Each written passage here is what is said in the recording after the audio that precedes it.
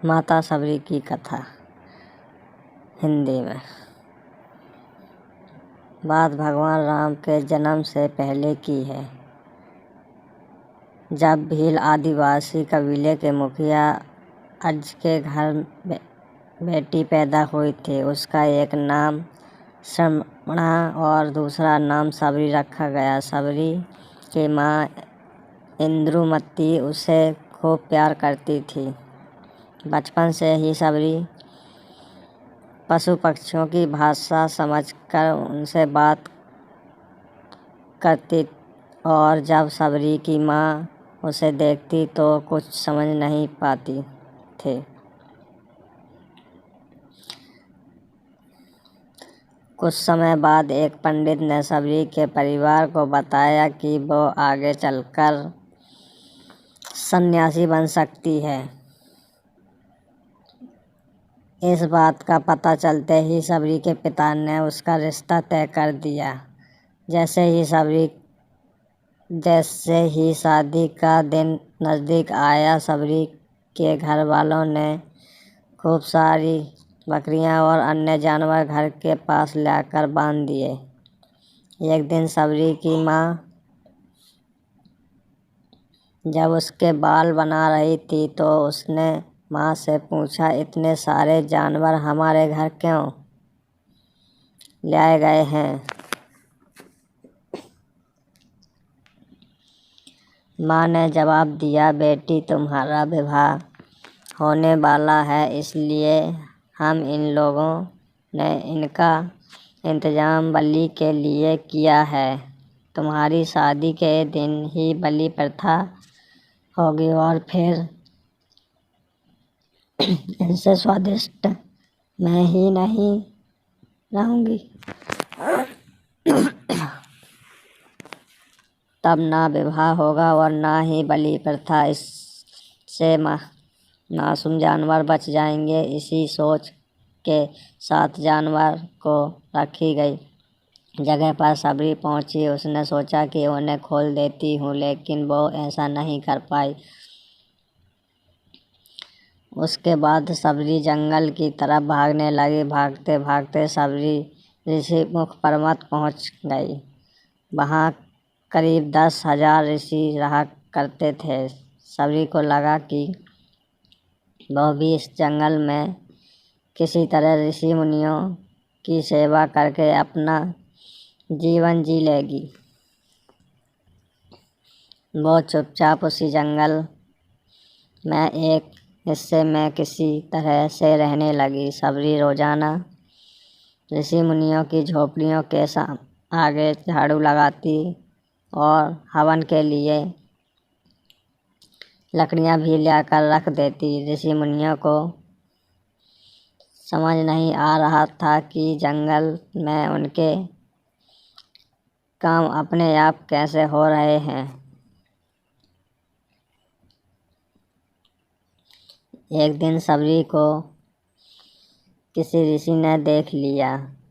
उसे देखते ही उसका परिचय पूछा। जैसे ही सबरी ने बताया कि वो भील आदिवासी परिवार से संबंध रखती है, तो उसे ऋषियों ने खूब डांट लगाई। सबरी को इस बात का बिल्कुल भी पता नहीं था कि उसकी जाति छोटी है और उसे ऋषियों द्वारा जाति की वजह अपमान सहन करना पड़ेगा।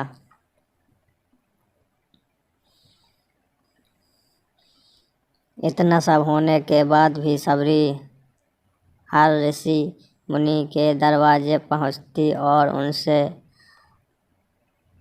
आगमन झाड़ू लगाकर उनसे गुरु दीक्षा देने के लिए कहती।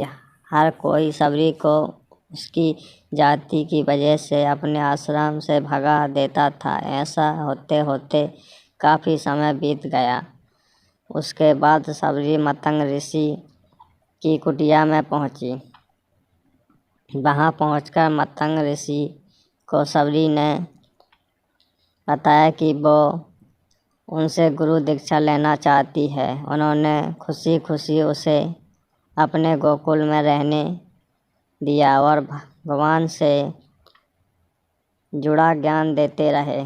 सबरी ने भी अपने गुरु मतंग ऋषि की सेवा करने में कोई कसर नहीं छोड़ी। वो गोकुल के ये सारे काम करती थी। सबरी से खुश होकर मतंग ऋषि ने उसे बेटी मान लिया था। समय के साथ मतंग ऋषि का शरीर बूढ़ा हो गया। उन्होंने एक दिन सबरी को अपने पास बुलाया और कहा, बेटी, मैं अपना देह त्यागना चाहता हूँ। बहुत साल हो गए इस शरीर में रहते रहते।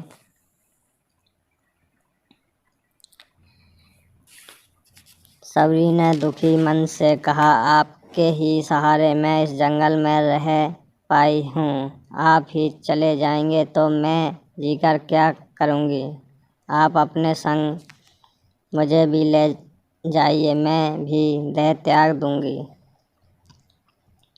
मतंग ऋषि ने जवाब दिया, बेटी, तुम्हें चिंता करने की ज़रूरत नहीं है। राम तुम्हारी चिंता करेंगे और ध्यान भी रखेंगे।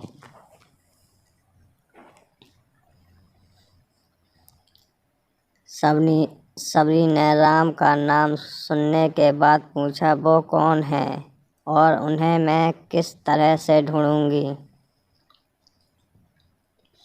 मतंग ऋषि ने बताया, राम कोई और नहीं है, भगवान है वो।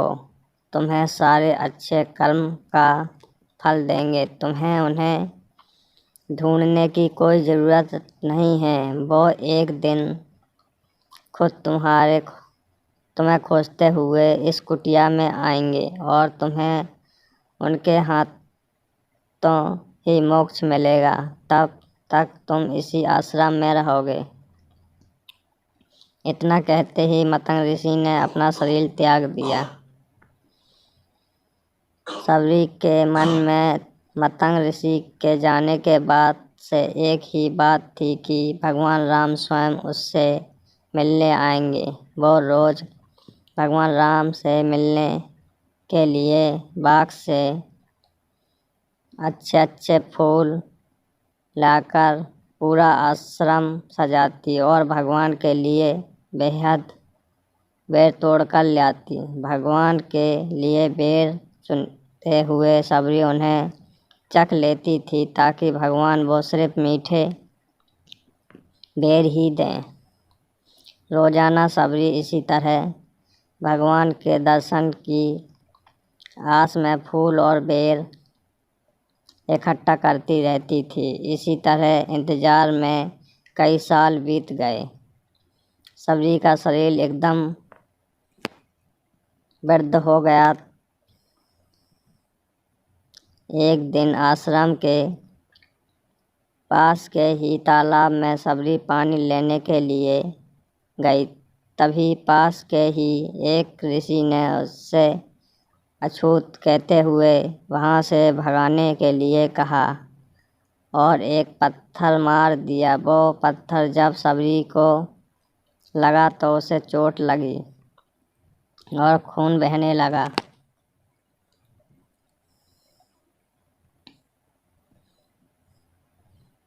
बहते हुए खून की एक बूंद उसी तालाब के पानी में गिर गई। तभी पूरा तालाब का पानी खून में बदल गया।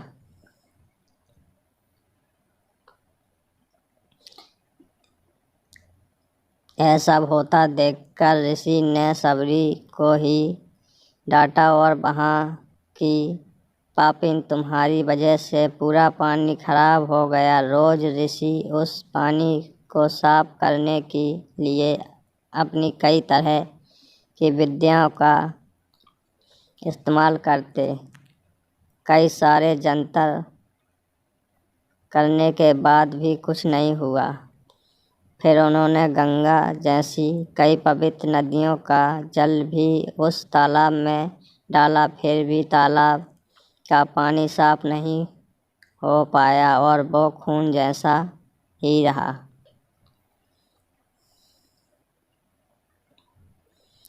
कई सालों तक तालाब के पानी को साफ करने की कोशिश के बाद भी कुछ काम नहीं आया तो ऋषि ने थक कर सब कुछ छोड़ दिया। इस घटना के कई सालों के बाद भगवान राम अपनी पत्नी सीता के हरण के बाद उन्हें ढूंढते हुए उसी तालाब के पास पहुँचे। ऋषि मुनियों ने उन्हें पहचान लिया। भगवान को वहाँ देखकर ऋषियों ने तालाब का पानी साफ करने के लिए भगवान को अपने पैर उसमें डालने के लिए कहा, लेकिन पानी जैसे का तैसा ही था। ऋषि मुनियों ने भगवान से भी कई अन्य जतन करवाए, लेकिन वो पानी जस का तस खून जैसा ही रहा। तब भगवान ने ऋषियों से पानी के रक्त में बदलने की कहानी पूछी। तब ऋषियों ने सबरी को पत्थर मारने वाली सारी बात बता दी। उसके बाद कहा कि वो महिला ही अपवित्र है, छोटी जात की है, इसलिए यह सब हुआ है। उसी वक्त भगवान राम ने कहा, यह सब आप लोगों के खराब वचनों से हुआ है। सबरी को इस तरह के शब्द बोलकर आप लोगों ने उसे नहीं बल्कि मेरे दिल को घायल किया है। इसी घायल दिल के रक्त का प्रतीक है तालाब का लाल पानी है। आगे भगवान राम बोले, कहाँ है वो माई? मैं उनसे मिलना चाहता हूँ। तब तक सबरी उसी तालाब के पास पहुँची जाती है। इस दौरान सबरी के पैर को ठोकर लगती है और कुछ घुल उस तालाब में गिर जाता है। तभी सारा पानी साफ हो जाता है। भगवान सबसे कहते हैं कि देखिए, आप लोगों ने क्या कुछ नहीं किया, लेकिन पानी साफ नहीं हो पाया। अभी सिर्फ इनके पैर की थोड़ी सी धूल ने ही तालाब का पानी साफ कर दिया। भगवान राम को सबरी पहचान चुकी थी। उन्हें प्रणाम करके सबरी ने कहा, भगवान आप मेरे साथ कुटिया में चलिए। भगवान भी खुशी खुशी सबरी के साथ चल पड़े। फूलों से सबरी ने भगवान राम का स्वागत किया। वो सीधे बेर तोड़ने के लिए बाग गई और चक चक कर उनके लिए बेर लेकर आई। उन्होंने बड़े ही प्यार से भगवान राम और उनके भाई लक्ष्मण को बेर दिए। भगवान राम ने भी उतने ही प्यार से उन बेर को खाया शुरू किया। तभी बेर देखकर मुंह बनाते हुए लक्ष्मण ने कहा, भैया यह बेर झूठे हैं, इन्हें आप कैसे खा सकते हैं?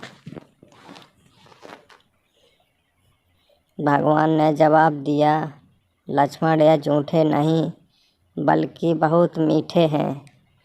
सबरी माई हम सबके लिए यह बहुत प्यार से तोड़ कर ले आई हैं। इतना कहकर भगवान राम प्यार से उन बेरों को खाने लगे। भगवान ने जाते हुए सबरी माई से कहा, आप मुझसे जो चाहे वो मांग सकती हैं। सबरी ने उन्हें कहा, मतंग ऋषि के कहने पर मैं आज तक सिर्फ आपके दर्शन करने के लिए जी रही थी। अब आप मुझे मोक्ष प्रदान कीजिए। मैं अपना शरीर आपके सामने ही त्यागूंगी।